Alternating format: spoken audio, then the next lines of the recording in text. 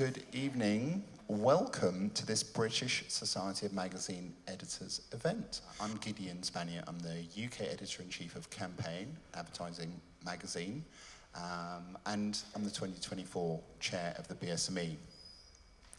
And the reason that we're doing this event, I think, is because, well, the role of trusted journalism is changing, and we live in an increasingly polarized world and media ecosystem. Social media has such a powerful role, and misinformation has become a bigger problem. So we're going to talk a bit about the UK, the general election, also what happened afterwards when there was riots.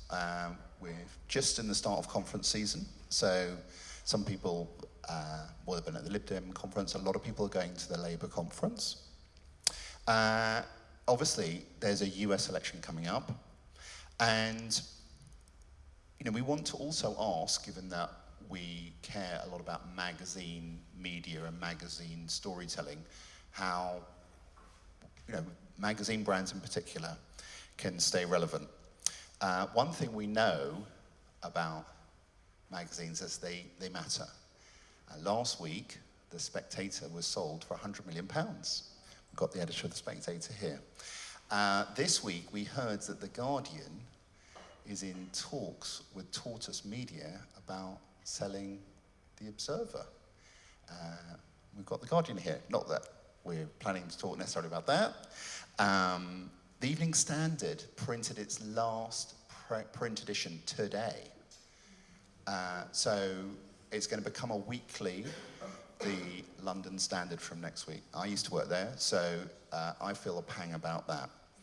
I think that what happened to the Standard, for people who enjoyed BuzzFeed, Galdem, it's been a hard time to make the economics of journalism work.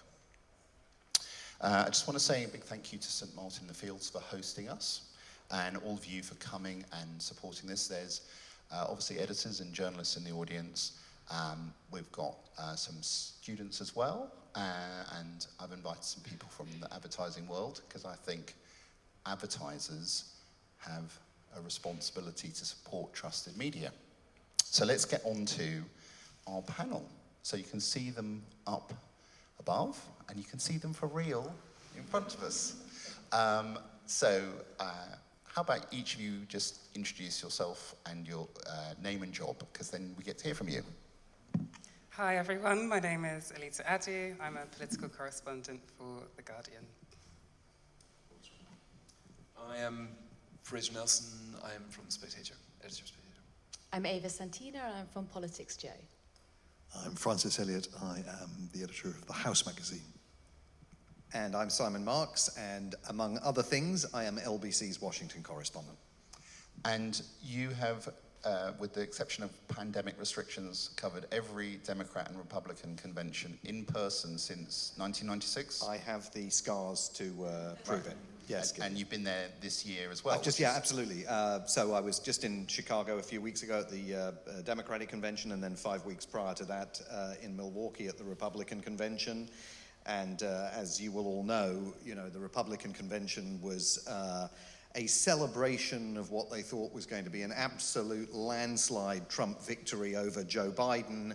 And then 48 hours after it ended, the scales fell from their eyes. And Chicago, which we thought was going to be a complete wake, turned into this amazing embrace of a new generation of leadership. So Francis has just put the latest issue of the House magazine to bed. It's gone to the printers, and would you like to show us the cover? Happily. And got here very early. Well done. So literally, if you spot a literal, please don't tell me. At this point, I just, not so I wouldn't care, but I might just kill myself. So this is, the House magazine goes directly to MPs and peers, gets distributed around either the Houses of Parliament and put it on conference. You put it in the hotels over there. So it's unlike all these other fine people, we're essentially a business magazine, but our clients are slightly different. I like to say it's the only school magazine with adverts for BAE systems in it. But anyway, I'm quite pleased with that cover. They wanted, the designers really wanted me to have a Reynolds with 2 huge flags next to him, but I thought, well, Lotto would love that. Well, not Lotto anymore. Number 10 would love that. I thought, nah, not doing their dirty work for them. And print advertising is not dead at the House magazine, right? Because oh, come on, I don't want to boast. Was just the 40 pages of ads, this one? Yeah. So, yeah. And then you said this is mainly Pretty corporates wanting to appeal to Labour There ahead is of a the conference. sudden interest, Gideon, I would say, yes. Yes. Wasn't quite like that last year. So. Okay. Fraser's just filed, maybe not just filed, just been dealing with his Telegraph column for tomorrow, yeah? That's right, yeah. Yeah, and would you like to show us the latest issue of the Spectator out today? Sure. This is about, it's the Reform Conference tomorrow, and the cover here is about how Reform are now targeting Labour quite effectively. So when we do the Spectator cover, basically we need to talk about an idea and a joke effectively. You have to get it in like 2 or 3 seconds, otherwise we've kind of failed. And so we go through lots of roughs, as we call them, and then eventually we come up with, then we think of the headline. And there's so much debate. I would say a good chunk of Monday, about 3 or 4 senior people will sit and argue about the cartoon, the headline, whether it's funny, whether you can get it across in 2 seconds or not. And in our office, we've got each of these, the wall is covered with our covers, and when we just take one down and put a new one up. So we've got about 4 years of covers. So that is to remind us not to repeat themes, either artistically or politically.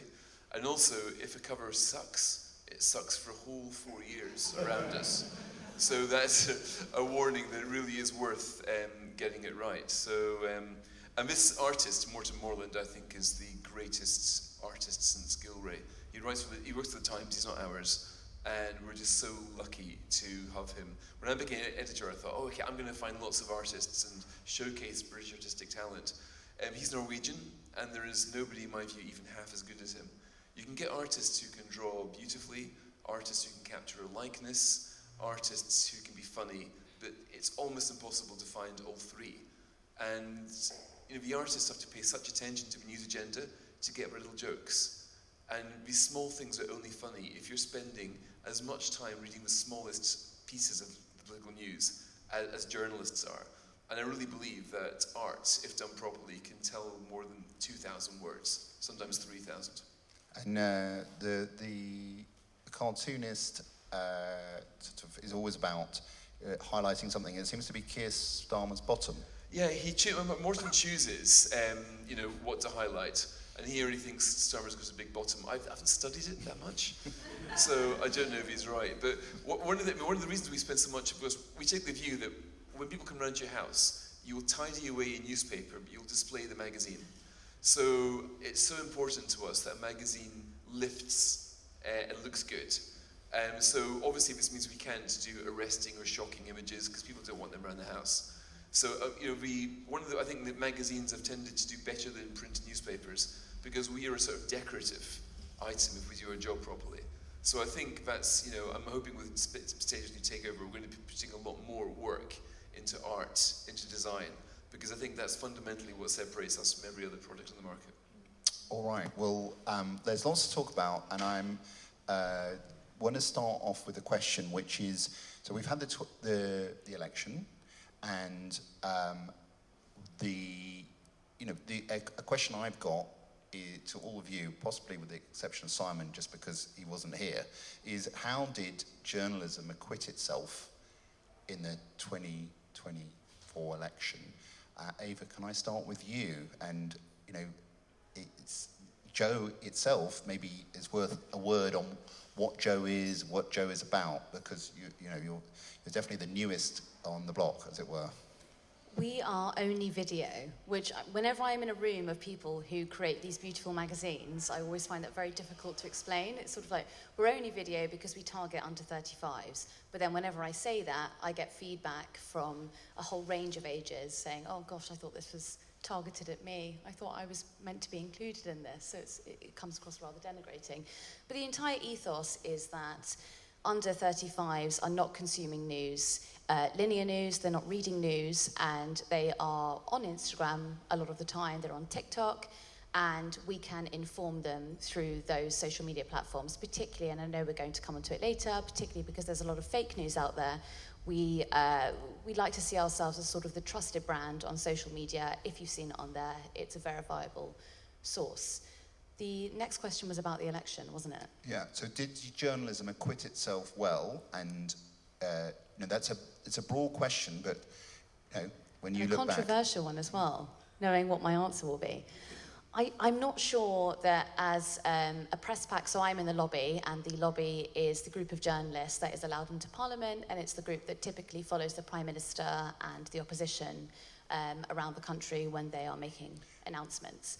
I don't think that we were on our best form during the election. I think that we, unfortunately, were participating in groupthink, and we almost pre-decided the election because for a good few months we had told people, well, there's going to be a Labour landslide. And because we told people there was going to be a Labour landslide on some outlets, and you're all welcome to disagree with me, I felt we weren't critiquing the incoming government in the way that we should have been. And there is, I'm not going to go into conspiracy, but there is, media has a huge responsibility, and I worry that perhaps by repeating over and over again that actually there was going to be a Labour landslide, we almost created the outcome. Francis, you've been in the lobby a long time, right? I mean, in a good way. You used to be at the Times. I've had a lobby pass since 1998. I had 4 years in India where I didn't have one, but yeah.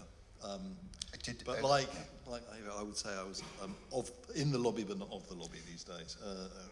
And did journalism acquit itself well? Not particularly, no. I don't think, because I think I agree. I think the result was foregone. I think we became bewitched by these dastardly MRP polls, and I've seen it kind of every election is more so really that.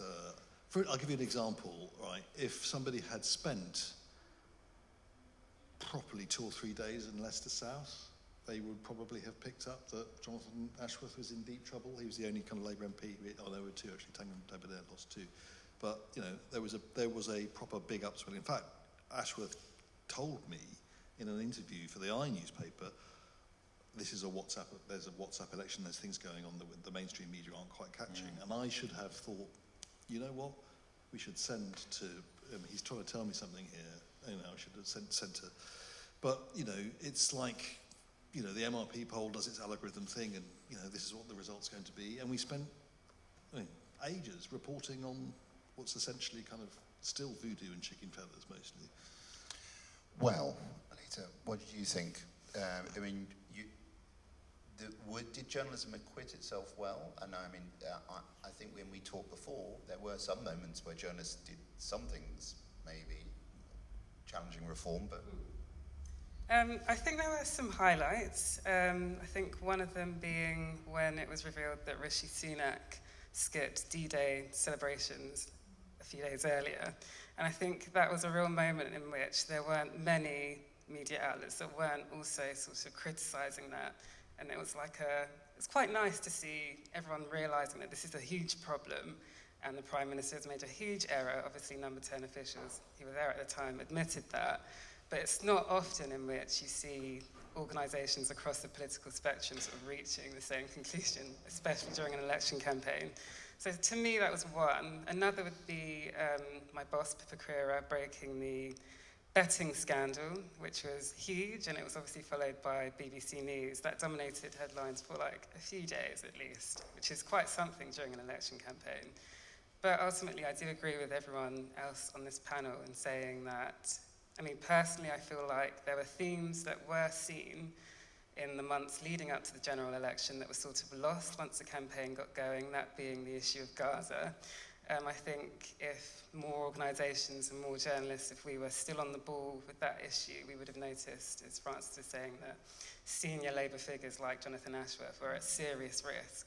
And that being said, there was a lot being spread on social media in those particular constituencies in which they felt as though the Labour Party was not holding a good enough position on an immediate ceasefire, and they didn't like the rhetoric that Keir Starmer was using. But I do feel like there was some element of risk in which some people felt like, oh, is this just a small group? Oh, the polls haven't really done enough research in that constituency, so because the polls haven't gone there, then probably it might not be that good a reason for us to dive in. But I think The Guardian has done a good job, I must say. I think there's always more that we could do, and I think in general, I think Ava touched on this point, maybe there was too much of a rush for people to jump on the fact that, yes, this is a foregone conclusion and Labour is winning, so okay, let's just focus on what's coming ahead instead of just continuing to interrogate. But yeah. Fraser, how do you rate the journalism of the election? I don't think it was any worse than a normal election. I mean, journalists are always critical. Of course, we're professional critics, so we can always see areas where we could have done better, quite right. But then again, was it particularly, I can't think of any election where I thought, wow, journalism was fantastic there. I mean, we can always think we did better. Of course, the areas I think of improvement were that, we, again, as Francis says, we believed all of these polls saying Labour had a 20-point lead. In the end, it had a 10-point lead. A massive difference, and yet nobody really commented on that. We didn't work out why all these millions are voting for reform. I don't know, my own reform contacts are pretty weak. I imagine the same for most people in the lobby. Yet, you had got this new creation, a phenomenon that got more votes from the Lib Dems. It didn't get hardly any seats, but it got more votes. And there's a really interesting question there as to why people from left and from right were going. So that still remains a very interesting question. Underexplored, because there can be a tendency for us to see the number of seats as being reflective of the breakdown of opinion in the country. And that has never been less true than it is now. I mean, Labour has got 3/4 of a seat, the highest portion of seats since the war, but no government has ever got a lower portion of votes than Labour got. So this is not a party that the country has swung towards. The popular support is very thin, and yet our temptation is to look at the size of the majority and think, look at that, massive victory. Now, of course, in the House of Commons it is, in terms of passing votes. But if we are out to reflect the views of our readers, we ought to show that far fewer of them voted Labour than we were talking about. This was not a slam dunk at all in terms of popular votes. And ground is shifting very quickly. And I think that Reform, they've now got 80,000 members, twice as many as they had before the election. I think they may well get more local politicians in the May elections than the Conservatives. And I still think that I don't know a single pro-reform journalist. In fact, I don't know many journalists who aren't slightly scathing towards reform. I don't like reform. I don't like the way Farage talks about Muslims. I don't like the way I don't think he's a racist, but I think he comes closer to that territory for my comfort to get the shock factor. So I include myself in people who don't particularly want to admire him, but he is the greatest political entrepreneur this country's seen for a many long time, and people are responding to him. And I think one of journalism's jobs is to ask why, and I think we can do a lot better on that. Really interesting. Now, I think it's important to get onto the riots in a moment, but in talking about the election, how much was, Ava knows that I was interested in this, but how much was disinformation, misinformation, fake news actually an issue? Do you feel that there was many examples of where there was a serious problem, or was it actually quite stable, if you understand what I mean, the media ecosystem?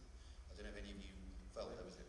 Yeah. I think the Conservative campaign was based on lies, and I feel really strongly about this. Sometimes in election campaigns, we journalists think, okay, he said this, we're going to report it. The other guy said that, we're going to report it.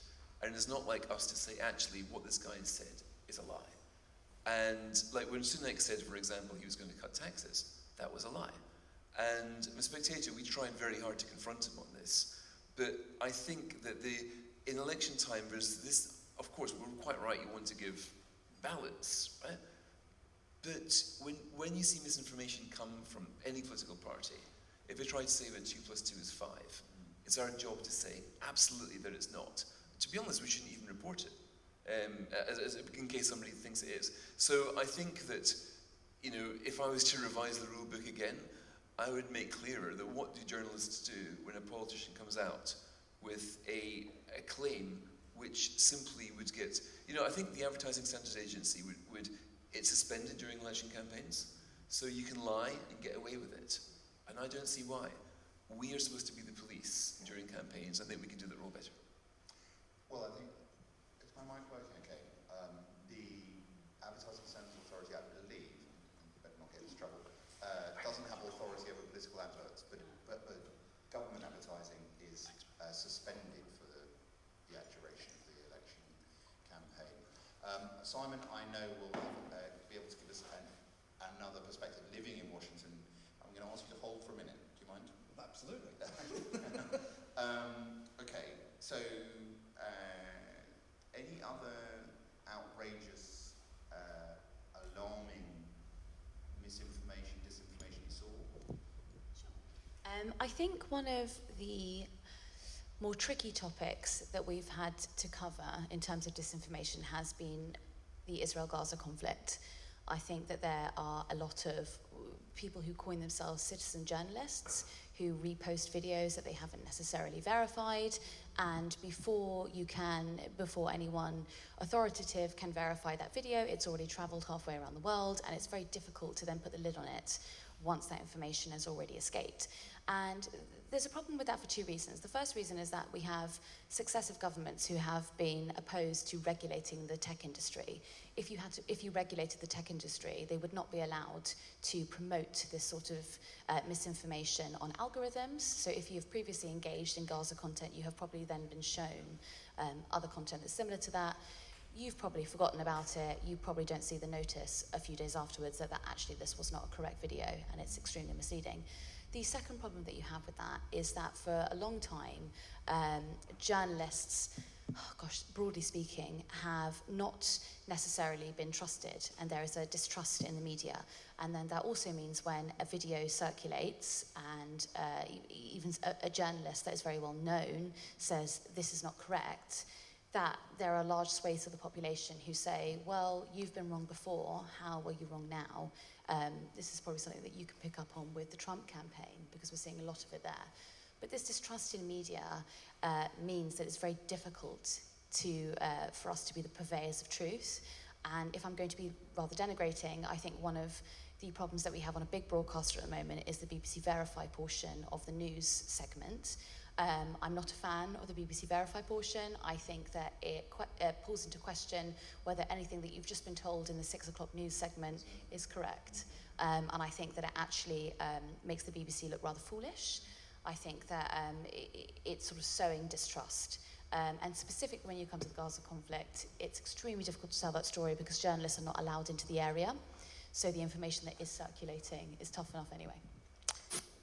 Very interesting. Now, I do want to pursue this a bit more because, Fraser, you've got something called the Red Team. Now, this may not be quite a direct link, but as an editor, you're thinking about the responsibilities that you have and what you publish. Can you tell us a little bit about what that team is and what you think about for editors and journalists, what they need to be thinking of their responsibilities? Yeah, this is a team I set up. It was one person to start with, now it's 4. And what they do, they started off fact-checking. So initially we would get like the most important controversial columns fact-checked. Then we moved it into pretty much everything in the magazine gets fact-checked. And then we moved it up to yet another test, looking out for sentences that are technically true but fundamentally misleading. It is possible in journalism, but when I was at News of the World, there was a phrase I picked up, writing something hard. By writing something hard, they tended to mean giving the clear impression of X, when in fact X isn't true, but you couldn't get hold up on an IPSO complaint. I think anybody who writes a story knows that you can write something with varying degrees of certainty. But we wanted to make sure that there was nothing even misleading in the Spectator. Now that can sound strange, of course, because I could say an opinion, a column that I disagree with is fundamentally misleading and wrong, right? But we took a pretty serious meaning to it. So the Red Team, run by a guy called Sam McPhail, he's a complete hero, and they also flag up risk which is another factor. Now, I'm not quite sure how many people in this room are aware with the Jeremy Clarkson's Sun column, where he wrote about the Game of Thrones analogy, about Cersei and the Walk of Shame. He got into really serious trouble there. Now, how much would the Sun, if the Sun had to apologise, it was a massive deal for them. Now, how much would they have paid not to have had that problem? I reckon they would have paid at least 100 grand, perhaps 200 grand. In which case, that's how much resource, in my view, you should put in to having people read these columns, not to see if they make grammatical sense or not, but just to say, hang on a minute, he's made this analogy. Of course, he meant it in a certain way, but if this is going to be taken by others in another way, are you happy to defend it? So that's the question that the Red Team will ask me all the time. We're not taking out jokes. A Spectator would die a death if we took out humour. But if there's a humour that's been taken in a certain way, then the question to me is, Fraser, if this blows up, are you as editor happy to defend the way this was published? If I am, then yes, we'll print it. But if I think, hang on, in retrospect, there's a bit too much areas open to misinterpretation here, then we reword this. I think we're the only publication that does this, and culturally it's been a bit difficult inside the magazine because some people think, okay, this is sensitivity reading, this is taking the jokes off, this is being edited by Twitter, etc. And I can completely see that, but I see it as the reverse. I want the Spectator to be the place. You go for the widest range of opinions, with bold, extraordinary opinions. And when you look at when columnists get done now, when they get into trouble, it's always for a kind of rhetorical flourish. It's never for a substantive point of fact. Now, this is a change now, so you've got to make sure that the flourishes aren't open to misinterpretation. Whether it's Kevin Myers of the Sunday Times lost his job for making a joke about how much I think as Vanessa Feltz makes. So, little things like that, which the columnist doesn't mean it in a certain way, but the sub-editors can see it's going to cause a fuss if given malicious misinterpretation. You don't want writers worrying if they're going to get ratioed on Twitter. If you do that, you cease to become a writer. But we are trying to have this done now at the sub-editing stage to make sure that all of our flair and humour can be done in a way that we are happy we can defend. You just described editing, though, in some ways. I mean, that's what we do, right? I mean, that's any good editor should, in a sense, red team. I can't afford a red team, but I do have kind of three very trusted people around me when I'm on press day, and I did today say, I'm not comfortable about this, what do you think? I mean, I know that I come from a particular kind of, standpoint. I'm a white, middle-class male, and I'm delighted that I have some, I assume your red team is inserting some diversity of the thought in, and that's the point of it. Of course. Yeah. No, it's a good idea to formalise it. I'm just saying that it's not, but the thing is, I would just gently say... Of course, editors, if you look at the sort of stuff that the Spectator was printing 20 years ago... yeah, sure. No. It is... Well, I mean, just some of tacky stuff and all that. Yeah, I mean, times have changed, and we are in an era of hyper-scrutiny now. That's the difference. Well, I'm acutely aware of it, right? Yeah. But it's interesting that, we do... I mean, I read for the pylons now, right? Are you going to get a pylon on this? And is it worth the pylon? Sometimes it's worth the pylon. But frankly, you're a very experienced journalist, and not always... The writers, quite when they're writing, they can't tell if it's going to be a pylon. Yeah. Some of them are on Twitter, and quite right too. But you don't... So also the sheer volume of what we do, and also the Spectator does take... We have quite a lot of outre articles. We're always testing the boundaries of what's acceptable to publish. Yeah. One of our greatest subscription drivers is Owen Jones. Every time he starts to get freaked out about a joke, it's always typically the funniest joke in the magazine. And we always see a subscription bump. And once our marketing team was a new guy who actually contacted Owen Jones saying, look, we see you're doing very well for us, could we reach some kind of deal? And he was being deadly serious. So, and I think ever since then, Owen Jones hasn't mentioned us, which is a shame. I don't know. If he's watching this, Owen, please remember we're here. Rod Little is active. This is a good time to bring in Simon. Simon, you're obviously British, and you trained here, but you've been in America for 30 years, maybe more. What's your take on if you like, generally how political journalism is acquitting itself in the US, and when you hear the rest of the panel talk? Well, I'm still reeling a little bit from the notion that a political party lying to the public is something that can be controlled. I mean, in a sense, I'm sitting here thinking, you don't know how lucky you've got it, right? I mean, picking up on what Ava was saying about citizen journalism, there's a fantastic old story about Ben Bradley, the revered, now late publisher of the Washington Post, editor-in-chief of the Washington Post. Catherine Graham, of course, was the publisher. And he's the man who brought the Watergate story to the public. And in later life, he went to a conference in the sort of earliest stirrings of citizen journalism. And Ben Bradley was asked by, I think, a student in the audience, Mr. Bradley, can I ask you what you think of citizen journalism? And his response was, I'm going to have to go and think about that for a few minutes. But while I think about it, can you tell me what you think about citizen surgeons? Which is a fantastic line, right? So, I mean, where we are in the United States now is absolute no man's land. I mean, the entire coverage of this vital American election campaign. It is not hyperbole to say that this year's American election campaign genuinely is the most important American election of our lives. We say that every 4 years. This year it's definitely true. The notion that all media coverage in America of this election campaign for the last 2 weeks has been hijacked by a man who on television said, they're eating the cats, they're eating the dogs, they're eating the pets, right? And that has brought all coverage, all political coverage, to a standstill. Every single publication, every single television network has deployed to Springfield in Ohio to pursue Donald Trump's latest, absolutely demonstrable, specious, false claim. They are not the illegal immigrants that he claims. They are legal Haitian residents in Springfield. They're not eating the dogs, they're not eating the cats, and there is absolutely no evidence that they have engaged in the mass slaughter of geese on a nearby pond, nor have they harvested foie gras from them, right? I mean, this is a complete, total absurdity, but it has now become the dominant factor in an American election campaign where there are intensely serious issues at play.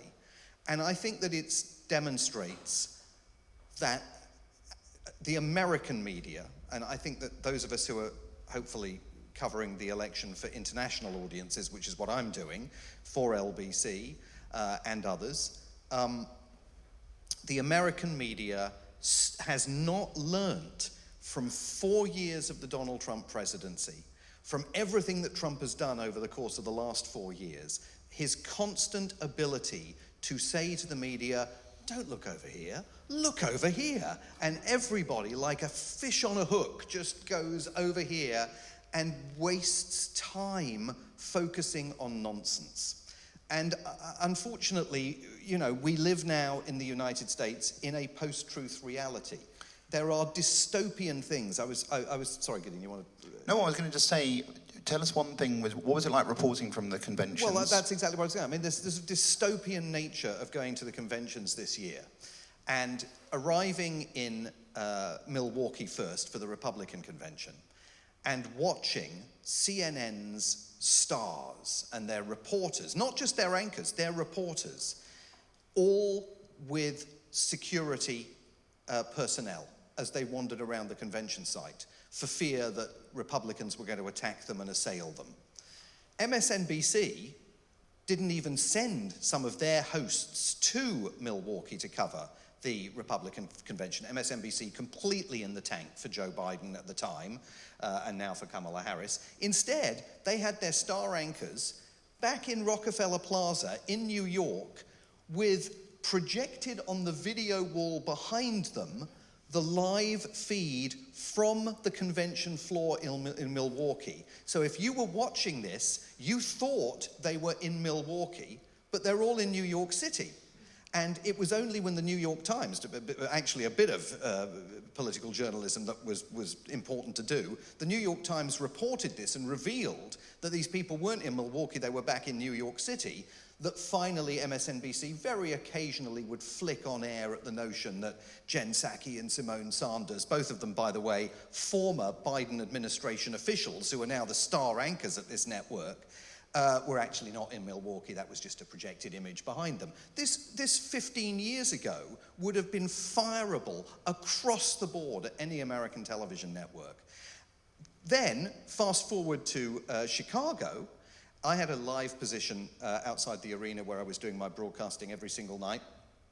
And at 6 o'clock in the evening, every night, I would stand there and I would watch the Fox News retinue being escorted into the arena by security personnel who looked like they'd come out of Central Casting. It looked like something out of Goodfellas. I mean, you know, the big bulging jackets, these well-built guys, all of them bald, you know, all absolutely flanking these people.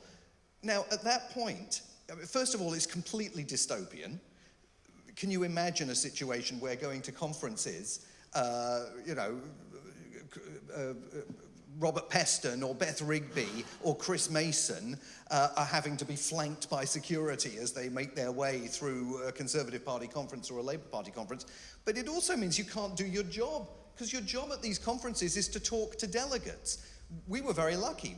No, every delegate was perfectly happy to talk to us because we're representing LBC and, would you like to talk to LBC Radio? Yeah, sure, what's that?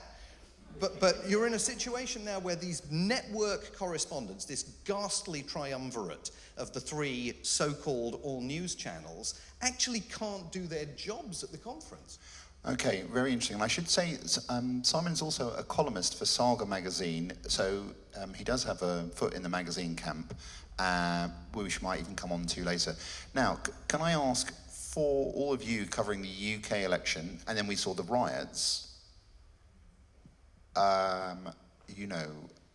it's not always the case, perhaps, that journalists are, not at risk or don't become targeted. And I don't know who would like to pick up first on that point about how easy it is and whether the political temperature in the UK.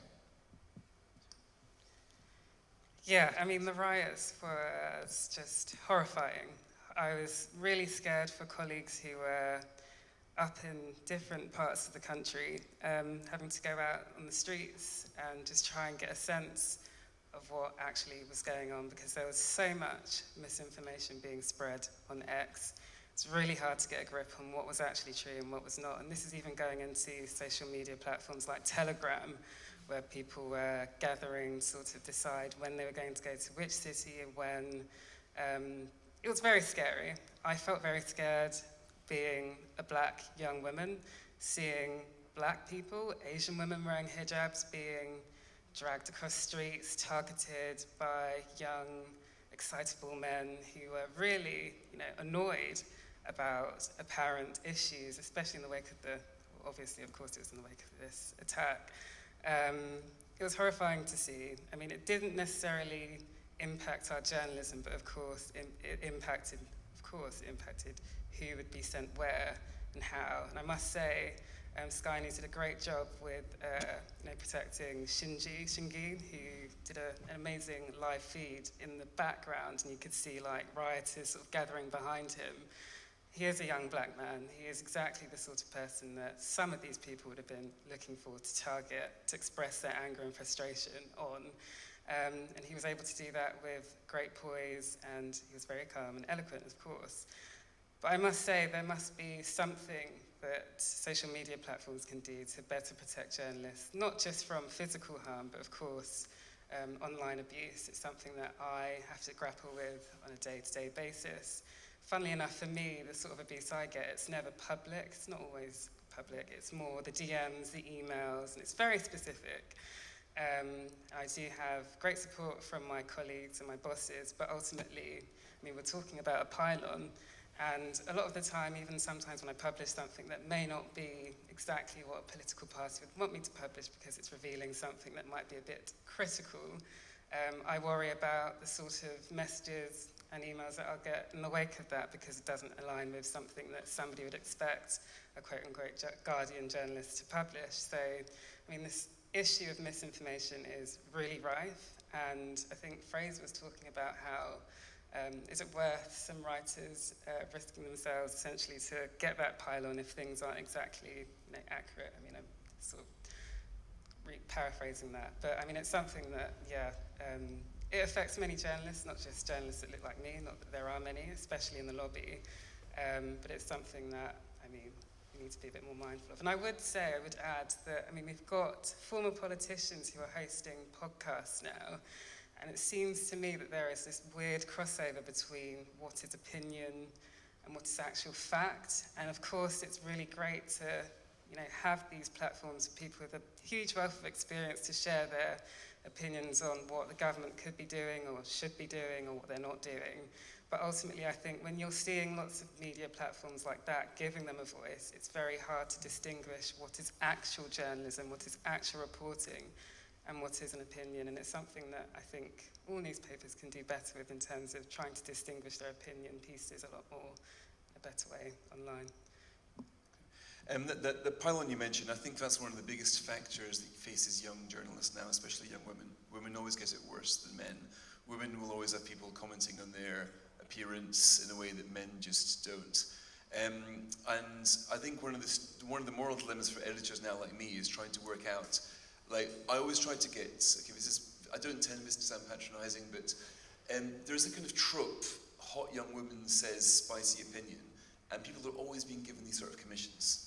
Okay, you've been in journalism for 6-12 months, we're going to give you a big op-ed slot, you're going to come out, absolutely say something really trenchant.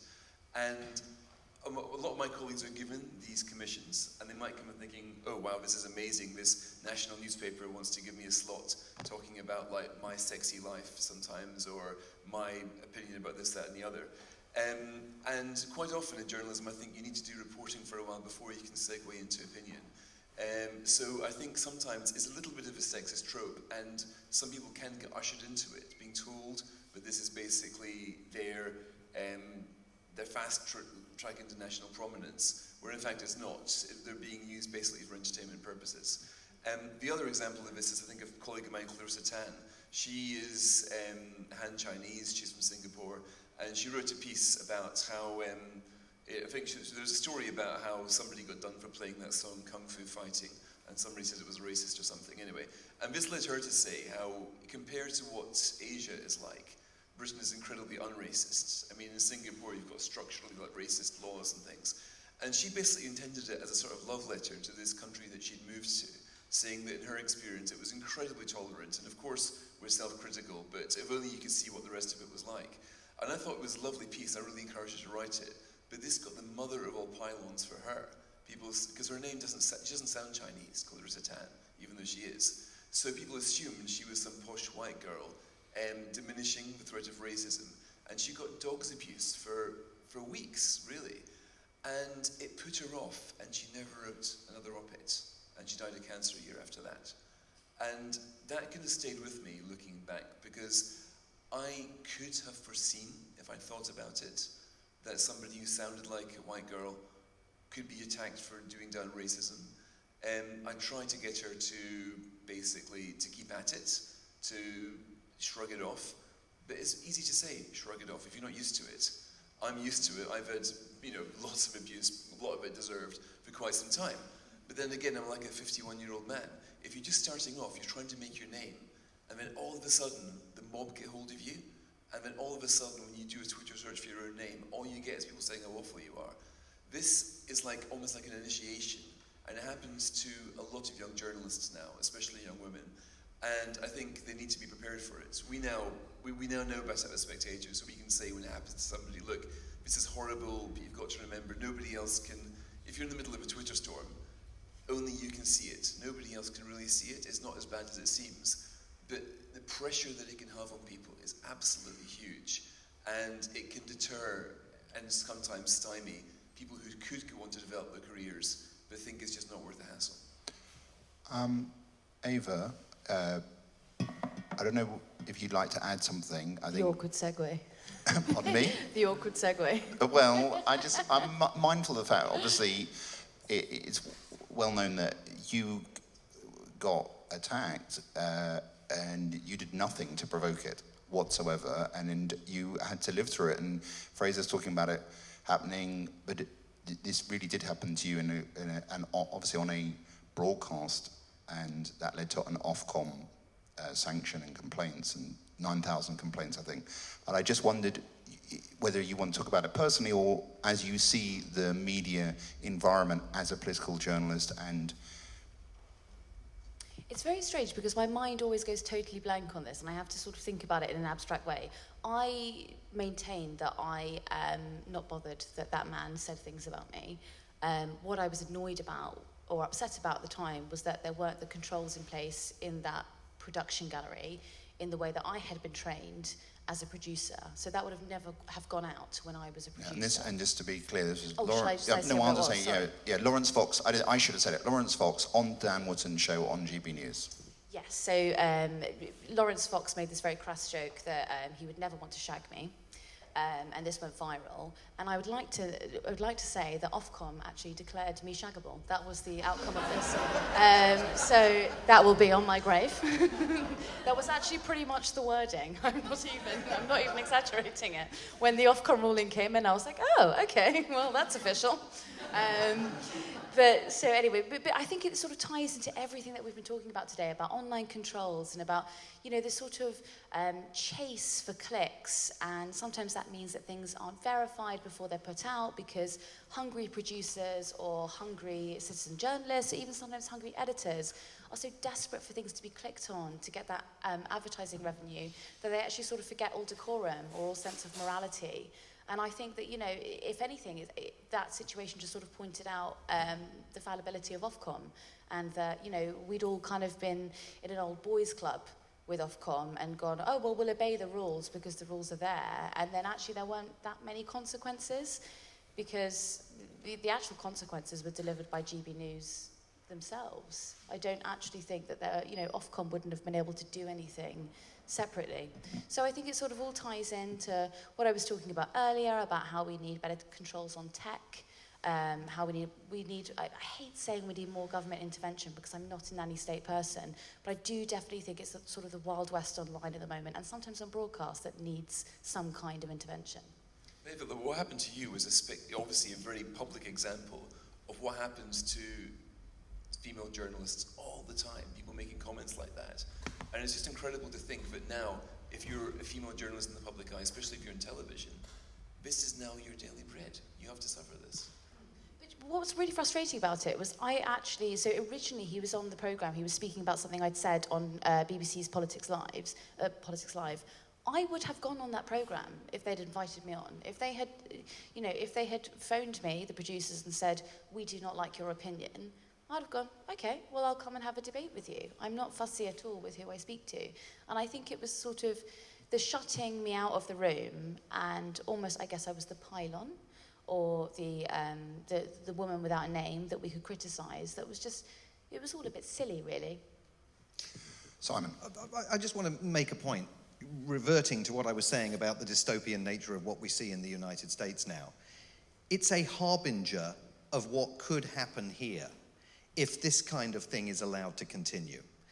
And it is not coincidental, the source, the broadcast, the network that resulted in Ava becoming a household name, and in that wonderful report from Ofcom about you afterwards.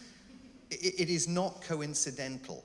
We have seen in the United States, since the scrapping of the fairness doctrine, which required broadcasters to reflect both sides of a political story, and it was erased during the Reagan era, it led directly to the creation of conservative talk radio, an unbelievable powerhouse, a behemoth in broadcasting in the United States, and a cash cow for people who are in it. That in turn led directly to the creation of, and full disclosure, I used to be a contributing correspondent for Fox News. I was actually on Fox News on its opening day. I've also appeared on MSNBC, and on PBS in the United States. So I've got all my ideological boxes ticked. It led directly to the creation of Fox News and the creation of a right-wing channel that people at the time thought could not possibly succeed. That in turn led directly to the creation of MSNBC, a channel that has no credibility, as little credibility as Fox News has because of its propagandizing on the left, And it's forced CNN to become completely lost. CNN has no idea what it is on any given day of the week. And this will come here if broadcasting standards are not upheld. The Twitter pile-on, I mean, I'm a little bit older than Fraser, and I took myself off Twitter the day Donald Trump came back on, and I just don't engage anymore. I mute constantly. When the pile-on happened, I used to get constantly accused of being disgracefully anti-Trump. Now I get constantly accused of being disgracefully anti-Biden and anti-Harris, and I just mute them all. I don't care. I'm fine with it. You know, I don't feel like it's a productive way for me to spend my time engaging on that particular platform. But my much bigger concern about the future of the industry in this country is that you've got to try and find a way of avoiding time-honored editorial principles, the fact that that thing should never have gotten on air, from just simply being frittered away and eroded. Because if you do, you're going to end up with a carbon copy of what we've got in America, and that is tragic for democracy. All right, so I'm going to say there's time for some questions. So if anyone's got a question, please put their hand up. And I can see my colleague Nat is wandering around. Does this mean you need a mic from us? I'm going to actually, yeah, thank you. We'll share. I've got a quick question before we come to the audience. Let's start the first quick one just for Simon. Who's going to win in November? You can ask that. Who's going to win the American election? One word answer, please. Yes, a yes or a no. I am, because I lived through 2016 and can remember it, I am very, very hesitant to make projections.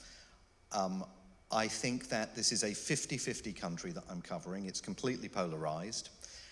If you live in the Washington, D.C. bubble, you are surrounded by people who cannot imagine for 1 nanosecond that there's any possibility of Donald Trump coming back to power.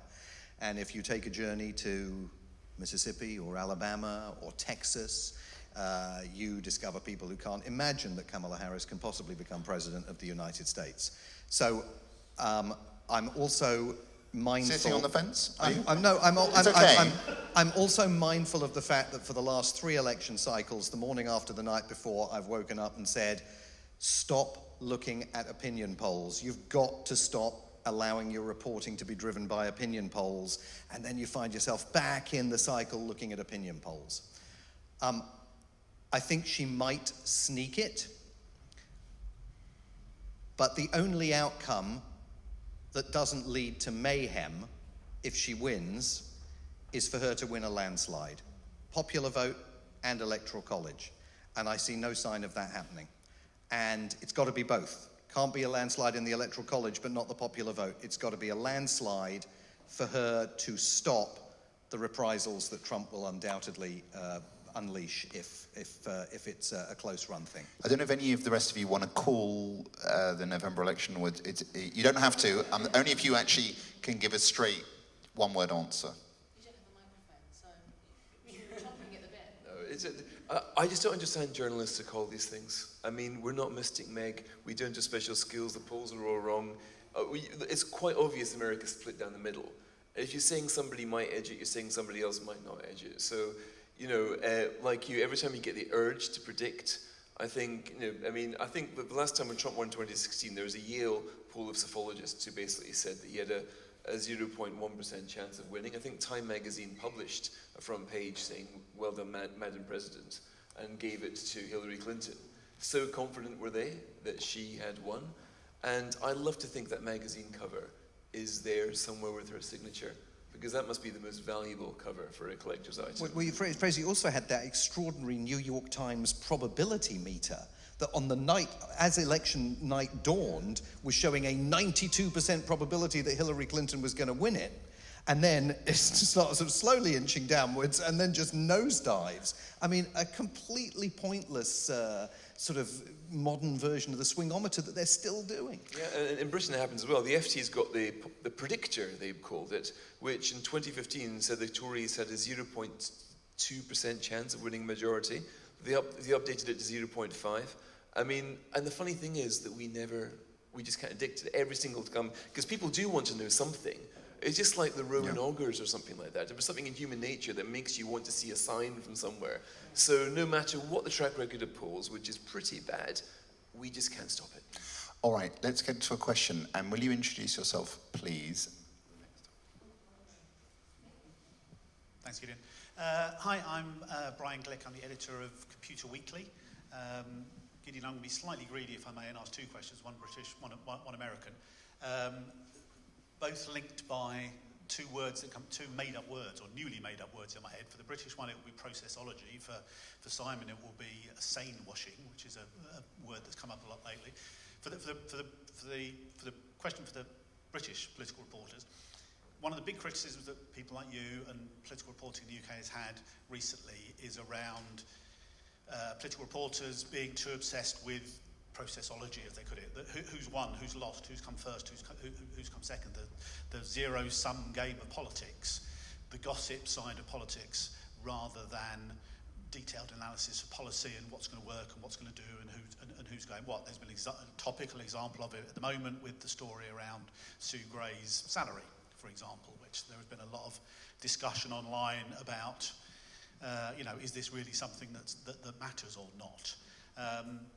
I'm interested in you as political reporters' views on, do we get the balance right? Does the media get the balance right between analysis of policy and who's won, who's lost?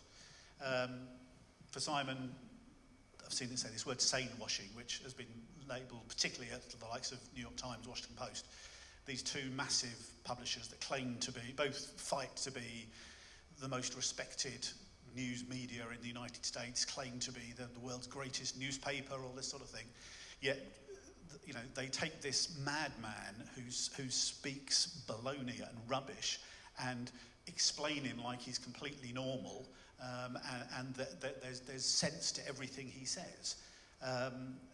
What's happened there to those sort of organs? Just on British politics, do we get the balance right between gossip and policy? I'd say over the last few years it's been very difficult to actually focus on policy because there was not much of it that was actually, eligible for function, I'd say. I think in terms of gossip around Sue Gray, it's very telling that it's so early on in a government. We're hearing so many nasty briefings against one very senior figure. It shows that there's a lot of unhappiness in number 10 right now. And again, the election was just, 2 months ago. I think that's unseen, really.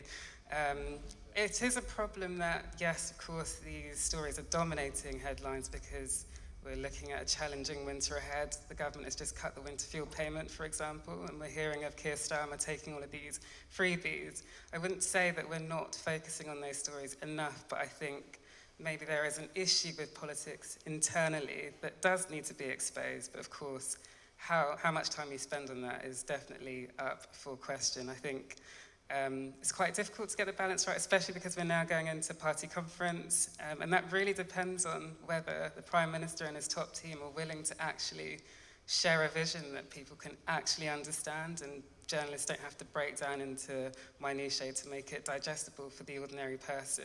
Because quite frankly, if you walk down the street, if you go to, some part of London, how many people are really going to be reading the FT or the Guardian, looking at the internal politics of number 10 every single day? They're probably looking at televisions and listening to the radio.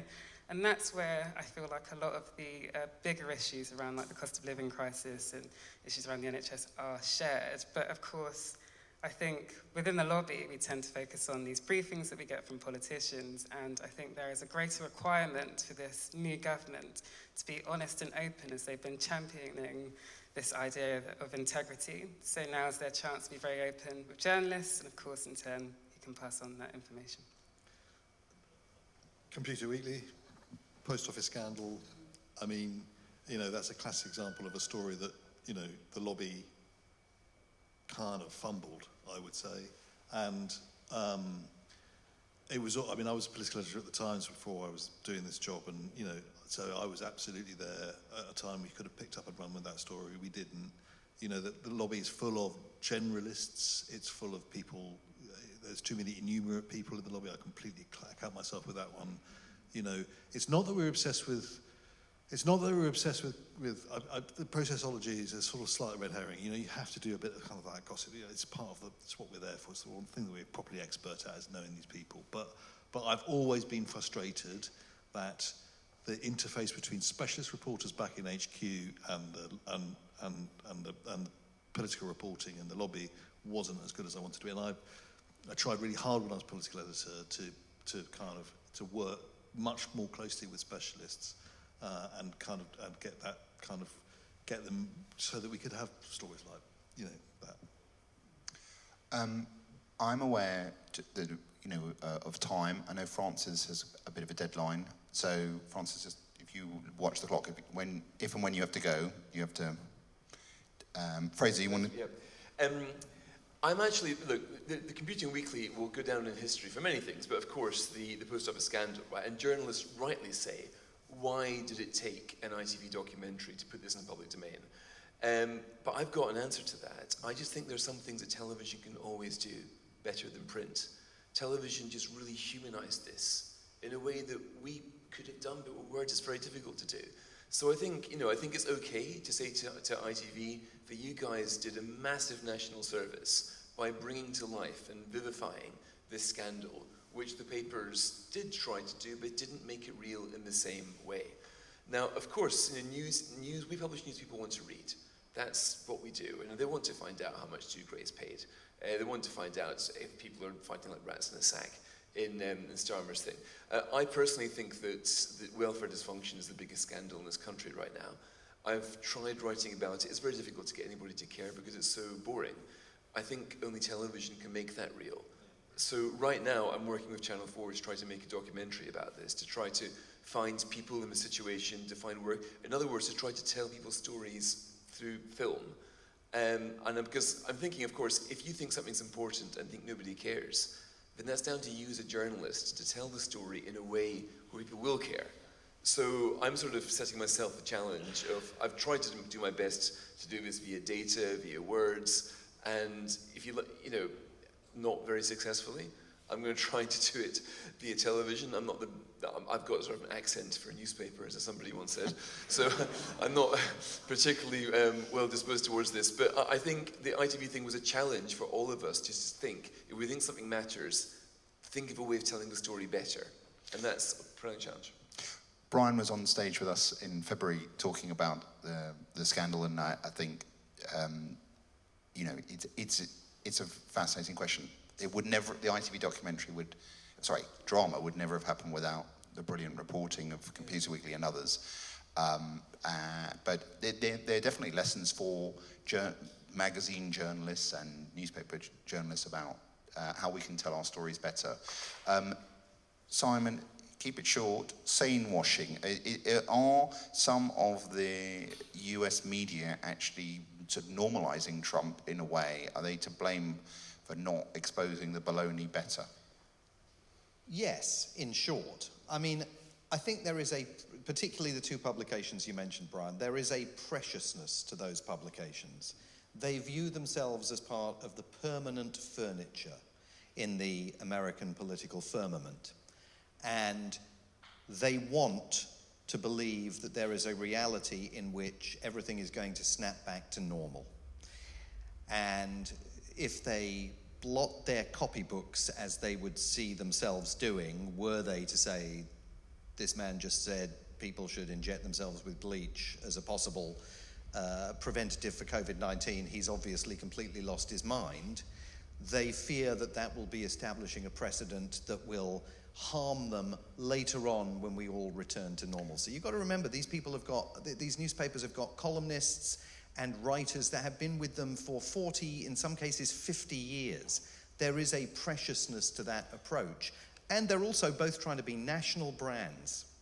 They're not local newspapers anymore. And so that means they've got to find a way of appealing not just to their core audiences in New York and Washington, D.C., but to the Republican audiences in other parts of the country as well. But it's not the way that I like to cover the story at all in what I do for LBC and others. I think you just stick to your journalistic principles and cover it the way you would cover anything else. Just a quick question, because you've got one in us. Just with the debate, the sort of live fact-checking element, whether actually, Yes. you know, that this in Springfield that's not the case. The city has said that. City authorities have said that, or anywhere else that any of us have seen. Have you actually seen any effective fact-checking where, if you like, to stop the sane washing? Well, can I just say, I think there's a problem with the live fact-checking.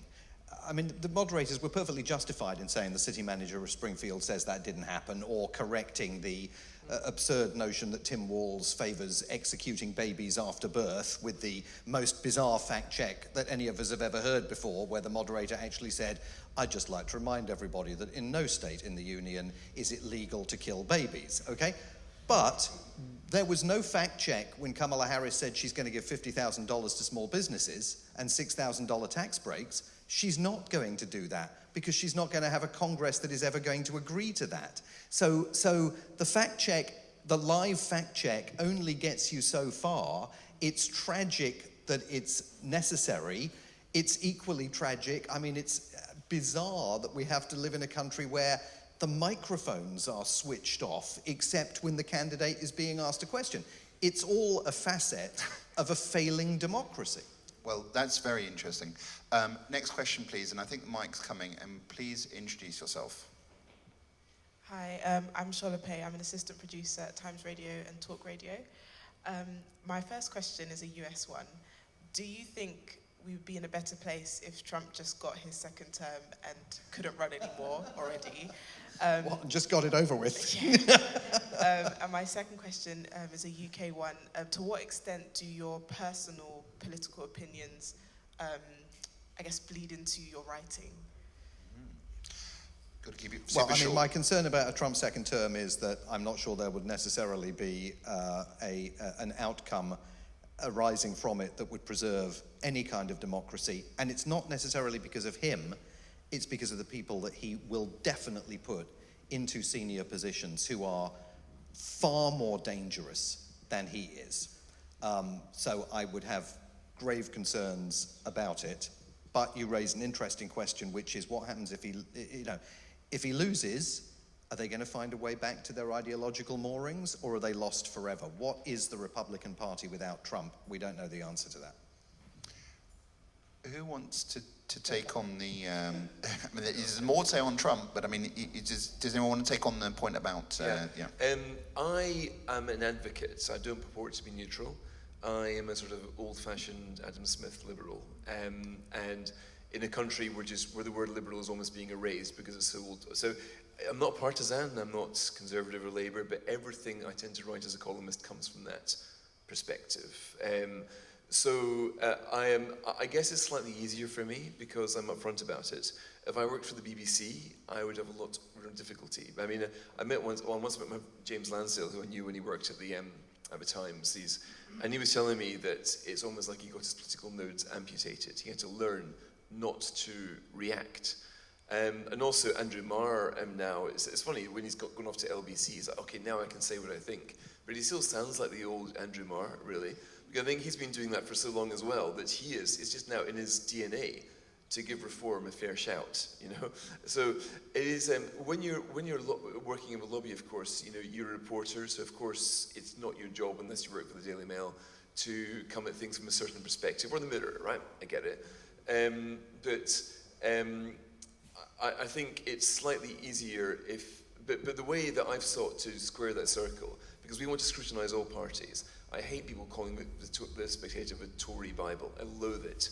I like to think we scrutinise the Tories, you know, more than anybody else. In the campaign, we perhaps were harder on them than any other party. But so I square the circle by saying, this is my political perspective. And a liberal like me might have voted for Blair. He might have voted for Cameron. You know, so it doesn't make you party free. But in my view, people do come from somewhere, and sometimes it helps to acknowledge it. Do you mind if I just do check something? You've obviously got a new owner.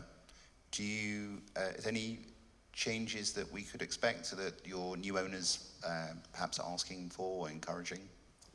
So far, they're not asking for or encouraging anything. And the editor, of course, the funny structure of this is the editor calls all the shots.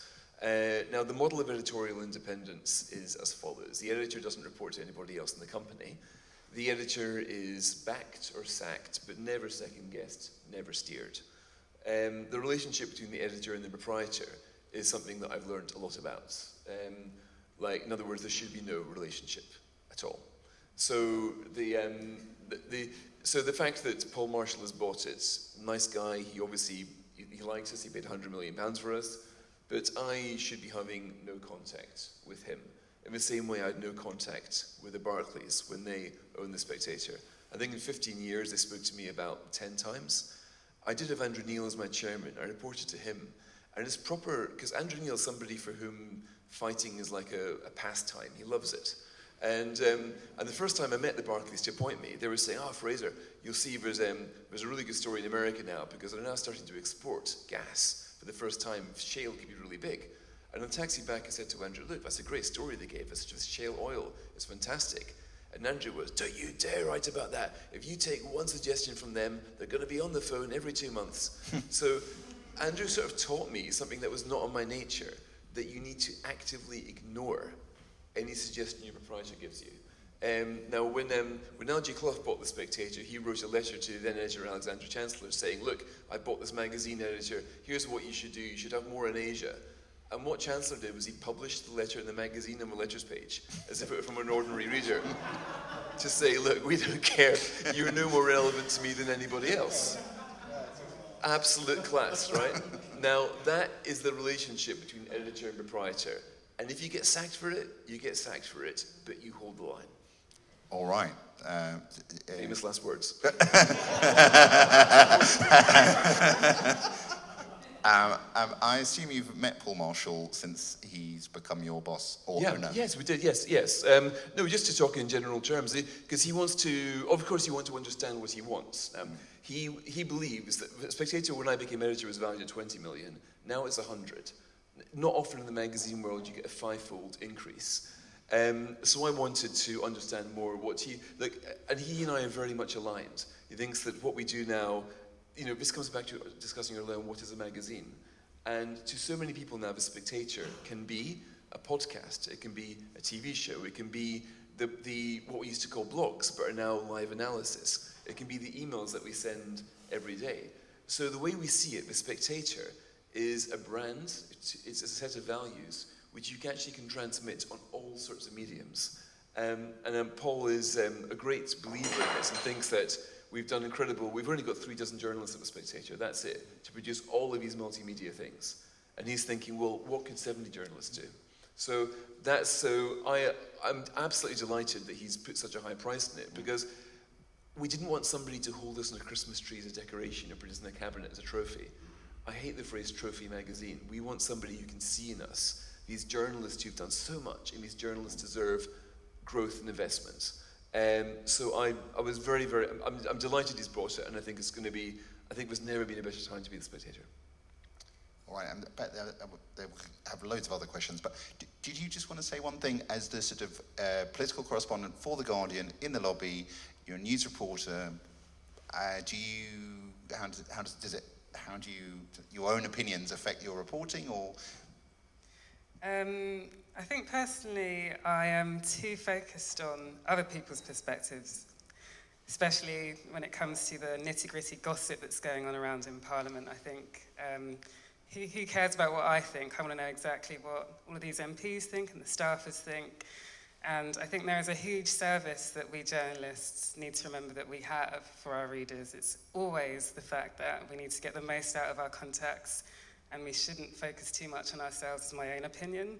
But that being said, I am very aware of my identity within the lobby, and I'm very aware of the fact that sometimes when it comes to identity politics and culture wars, sometimes there are aspects of stories that are missed, not intentionally. I just think sometimes it's just because other people are focused on their beliefs and their belief systems and their experiences and etc. And so that being said, sometimes I'm always questioning myself that actually, I've encountered this conversation with somebody on the street or this conversation with somebody in a think tank, for example. Am I making sure that I am speaking for all of those people and finding out the truth from all of those conversations. So it's quite a difficult challenge, but I think we are all striving to do our best in that sense. I really know the time is sort of nearly up. Francis, would you like to be released? Only because you said that you would. Okay. At the back, I'm going to have to restrict it to one question, even if you'd like to. So just introduce yourself, one question, please. My name is Matthew Torbett. I'm a former Labour advisor, now freelance broadcaster and writer. When I came in a little bit late, so I apologise for that. Francis was talking about if somebody had gone into Leicester East for 3 days, they may well have picked up the fact that Jonathan Ashworth was in trouble, and it seemed to be the one result that caught everybody off guard.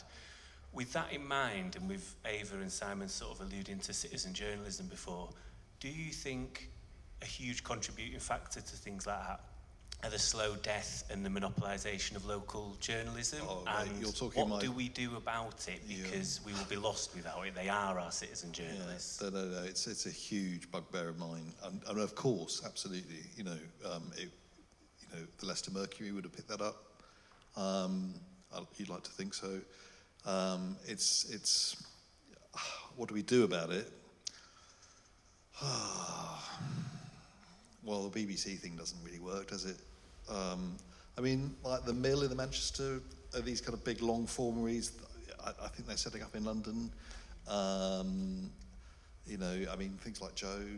You've been to Sunderland and places, right? I actually did report it. I actually did report about Leicester's health.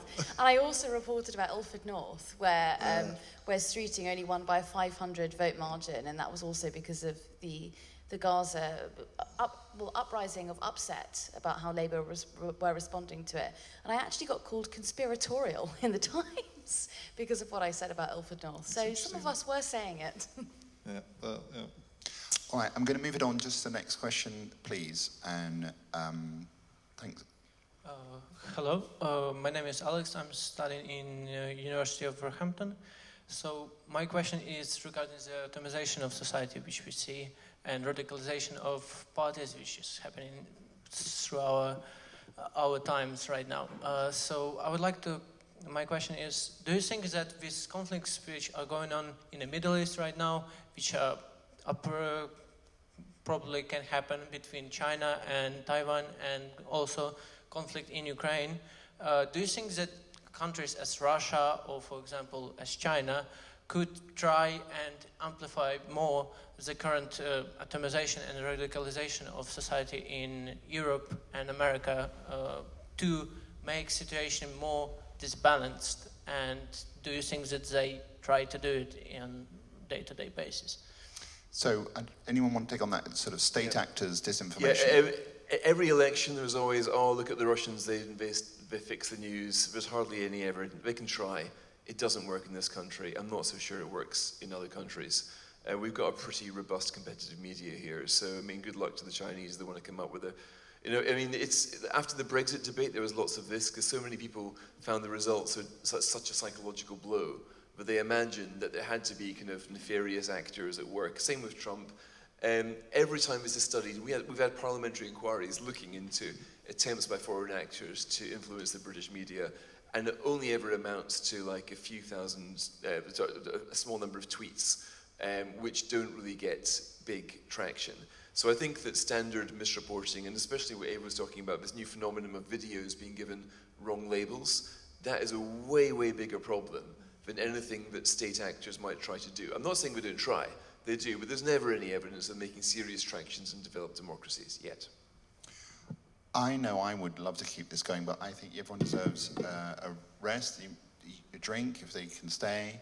And I want to say thank you so much to all these brilliant speakers and for all of their work covering politics.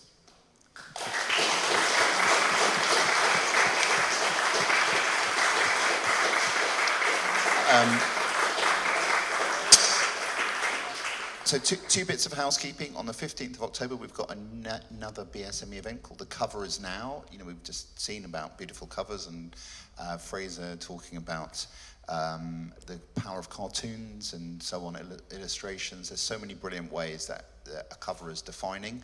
It's a challenge as well for all of us thinking about the digital space. And then on the 19th of November is the BSME Awards. So that's our biggest event of the year in terms of recognising the best editors and columnists and art directors. So thank you to St Martin in the Fields. Thank you all for coming. And if you can, you might be able to accost some of the brilliant panellists for further questioning. Thanks.